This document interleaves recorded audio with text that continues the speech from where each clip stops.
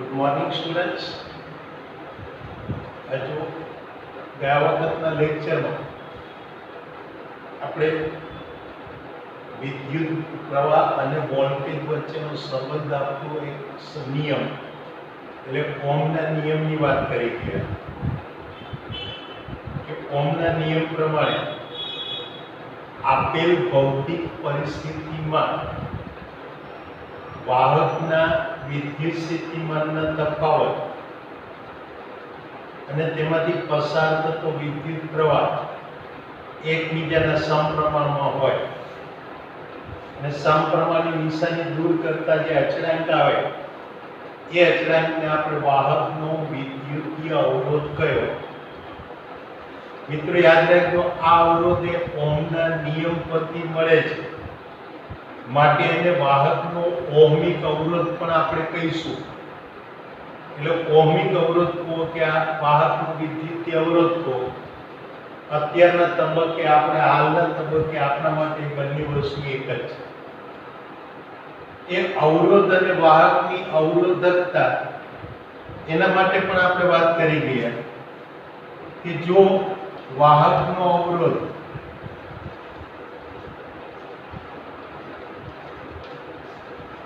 R તેની અવરોધકતા of course એના દ્રવ્યની અવરોધકતા ρ તેનું R છે A અને તેની લંબાઈ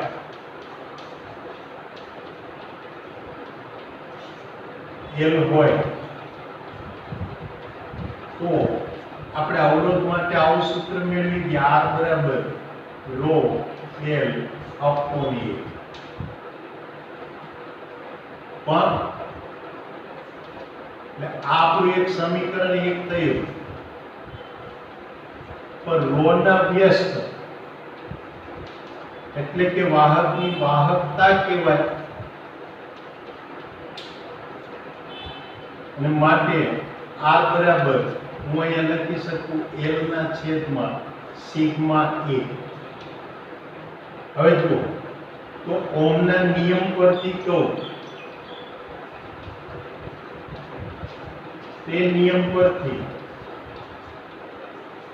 હું R બરાબર V અપોન I મૂકી શકું. એક કિંમત મૂકીએ એટલે V અપોન I બરાબર ρ L સિગ્મા A. ચલો I ને સામે લઈ જાઓ તો V equal to L upon sigma into I upon A. હવે અહીંયા I અપોન A એટલે કે વાહકના એકમ આડછેદ દીઠ વિદ્યુત પ્રવાહ, એને કહેવાય કે વિદ્યુત પ્રવાહ ઘનતા. એટલે કે અહીંયા I અપોન A એટલે કે વાહકના એકમ આડછેદ દીઠ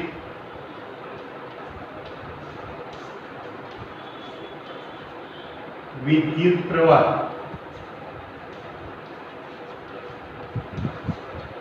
ને તેની વિદ્યુત પ્રવાહ ઘનતા કહેવાય.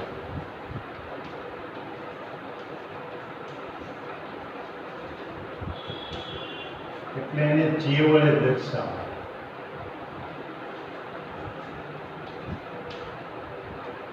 ઉપરાંત એટલે માટે અહીંયા આગળ હવે જોઈએ તો આ V equal to L upon sigma into J.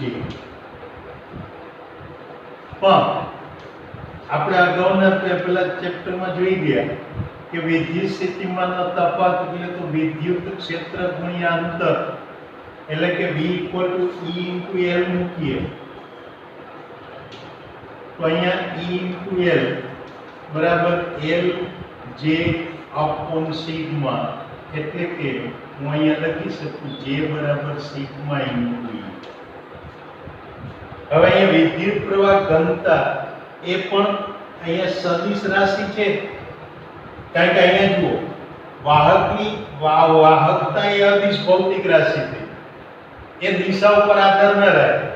વિદ્યુત ક્ષેત્રની તીવ્રતા એ સદિશ છે અને અદિશ અને સદિશનો ગુણાકાર લો તો એ હંમેશા સદિશ જ આવે, એટલે કે વિદ્યુત પ્રવાહ ઘનતા એ સદિશ છે. એટલે અહીંયા આ વિદ્યુત પ્રવાહ ઘનતા એ સદિશ ભૌતિક રાશિ છે.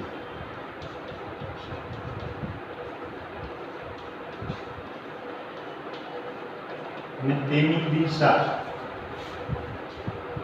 વિદ્યુત ક્ષેત્ર એટલે કે સદિશ E ની દિશામાં હોય,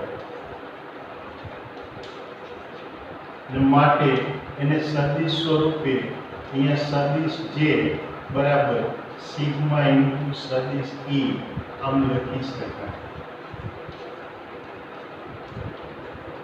એટલે આ વિદ્યુત પ્રવાહ ઘનતા અને વિદ્યુત ક્ષેત્ર વચ્ચેનો સંબંધ થયો. એટલે આ બે વચ્ચેનો આપણને આવો કંઈક સંબંધ મળે. ચાલો આ સંબંધનો હવે ઉપયોગ આપણે અહીંયા આગળ આ ઇલેક્ટ્રોનની વિરુદ્ધ ગતિ સમજવા માટે કરીશું. તો આપણે જાણીએ છીએ એટલે કે હવે જો ઇલેક્ટ્રોનની વિરુદ્ધ ગતિનો વિચાર કરું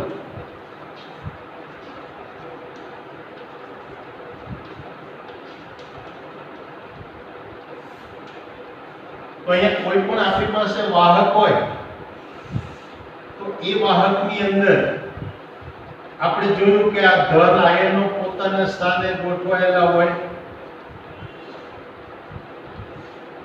એની અંદર પેલા મુક્ત ઇલેક્ટ્રોન આવેલા હોય અને મુક્ત ઇલેક્ટ્રોન એ આયનો વચ્ચેના અવકાશમાં અસ્તવ્યસ્ત માર્ગે ગતિ કરતા હોય.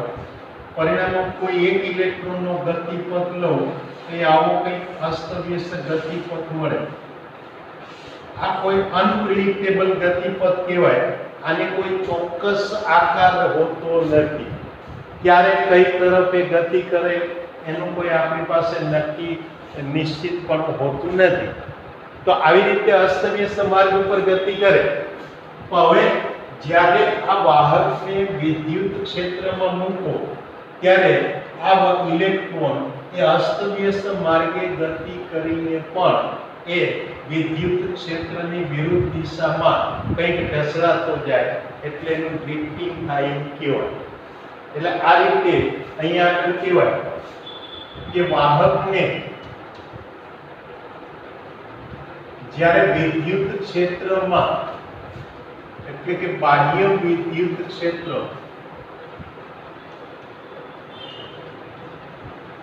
એમાં મૂકવામાં આવે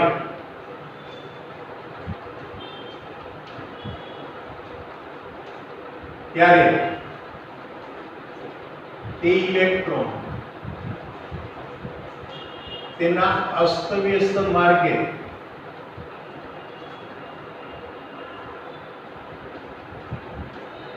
એટલે અસ્તવ્યસ્ત માર્ગે ગતિ કરીને વિદ્યુત ક્ષેત્રની વિરુદ્ધ દિશામાં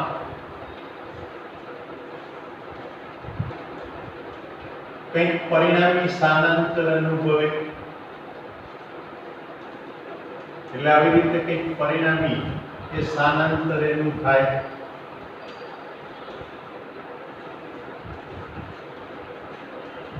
અને આ સ્થાનાંતરને અનુરૂપ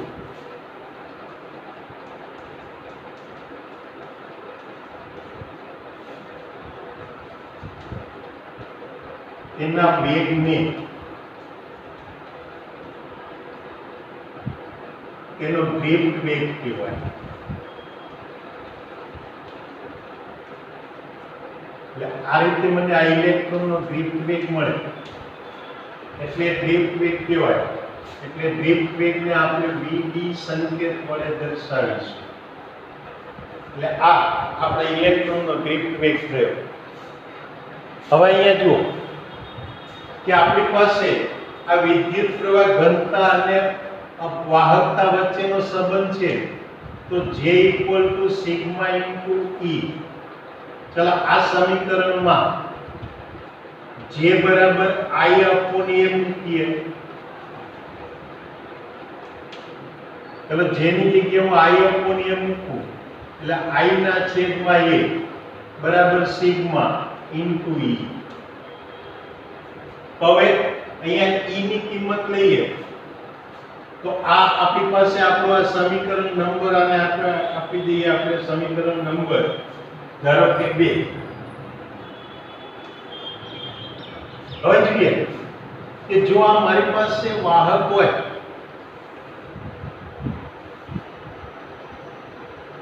ચલો આમાં ઇલેક્ટ્રોન આવી રીતે અસ્તવ્યસ્ત માર્ગે ગતિ કરતો હોય અને સ્થાનાંતર કરતો હોય તો અહીંયા હું આમ કહી શકું કે આ વાહકમાં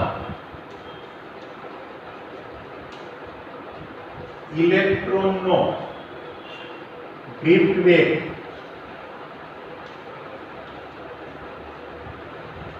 vd હોય તો t સમયમાં ઇલેક્ટ્રોનનું વાહકમાં થતું સ્થાનાંતર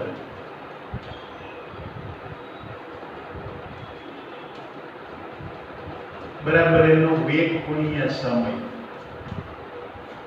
વેગ બરાબર સ્થાનાંતર ભાગ્યા સમય માટે સ્થાનાંતર બરાબર વેગ ગુણ્યા સમય અને પરિણામે અહીંયા આગળ કહી શકાય કે જો વાહકનું આડછેદ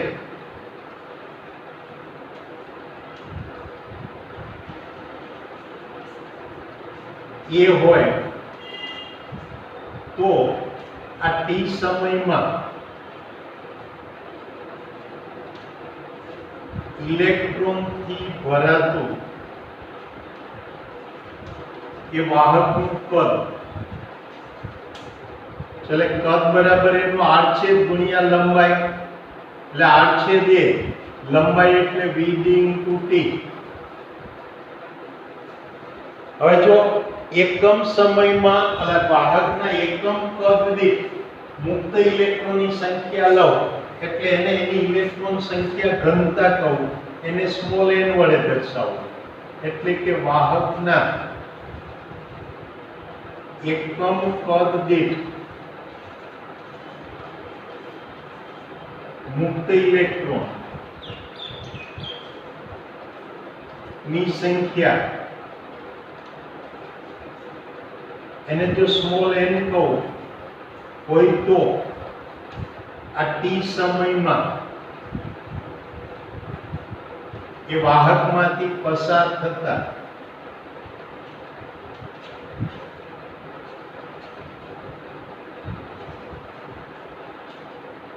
ઇલેક્ટ્રોનની કુલ સંખ્યા એટલે કુલ સંખ્યા મારે જોઈતી હોય તો આ n ને મારે એના કદ વડે ગુણી નાખવાનું એટલે n એ vd * t. હવે એક ઇલેક્ટ્રોનનો વિદ્યુતભાર સ્મોલ e અને માટે અહીંયા આગળ પસાર થતો વિદ્યુતભાર લઉં તો સંખ્યા ગુણ્યા વિદ્યુતભાર અને માટે કહી શકાય કે ઇલેક્ટ્રોનનો વિદ્યુતભાર સ્મોલ e હોવાથી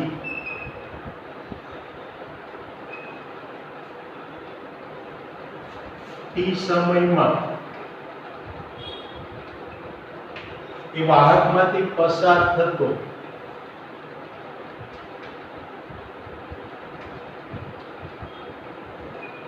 ચલો હું વિદ્યુતભાર ગણું તો વિદ્યુતભાર q બરાબર na vd * t * e. એટલે આ વાહકમાંથી પસાર થયેલો મને કુલ વિદ્યુતભાર મળે. ચલે કુલ વિદ્યુતભારને લઈ અને હવે સમય t વડે ભાગી નાખું તો મને પસાર થતો વિદ્યુત પ્રવાહ મળે અને માટે કહી શકાય કે માટે વાહકમાંથી વિદ્યુત પ્રવાહ I બરાબર q ના છેદમાં t એટલે કે I બરાબર અહીંયા q એટલે n a vd e upon into t upon t એટલે કે n a vd e. આ મને વિદ્યુત પ્રવાહ મળે. ચલો વિદ્યુત પ્રવાહની આ કિંમત હું સમીકરણ 2 માં મૂકું તો I ની કિંમત એ સમીકરણ 2 માં મૂકીએ. ચલો સમીકરણ 2 માં મૂકીએ એટલે હવે Na VDE upon A is equal to sigma into E. એનો અર્થ એ કે આપણી પાસે આ સમીકરણ મળે, સિગ્મા ને સૂત્રનો કરતા બનાવો તો સિગ્મા બરાબર n VDE upon E. આમાંનું સમીકરણ 3. ચલો હવે જુઓ કે વાહકમાં ઇલેક્ટ્રોન પર લાગતું વિદ્યુતીય બળ F બરાબર E into E. તો ન્યૂટનના બીજા નિયમ પ્રમાણે એ તો દળ ગુણ્યા પ્રવેગ કહેવાય અને માટે અહીં આગળ હું લખી શકું કે આ વિદ્યુત ક્ષેત્ર E બરાબર હું m a upon E લખી શકું. ચલો આ કિંમત હું સમીકરણ 3 માં મૂકું.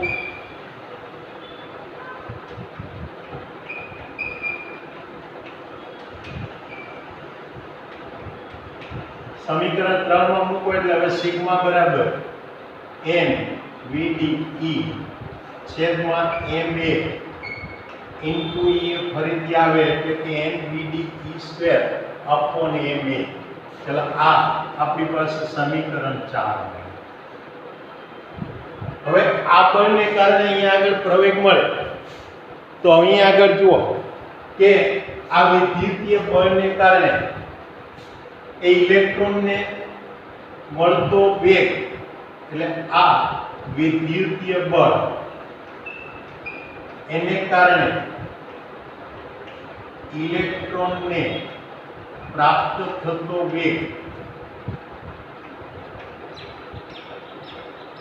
Vd હોય તો પ્રવેગ બરાબર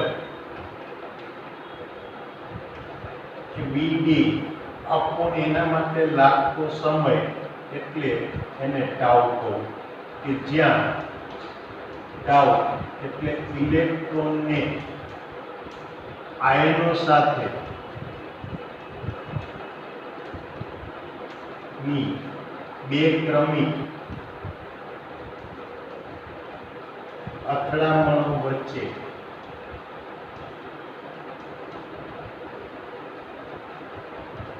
લાગતો સમય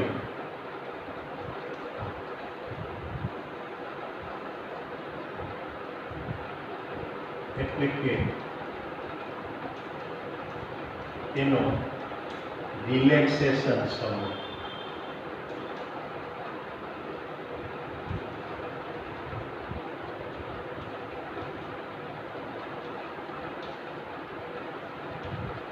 કારણ કે તમે અહીંયા આગળ અથડામણ જુઓ તો કોઈ એક આયન પાસેથી અથડાયેલી ઇલેક્ટ્રોન જ્યારે દૂર ગતિની શરૂઆત કરે તે વખતે એનો પ્રારંભિક વેગ ત્યાં આગળ શું ગણી શકાય?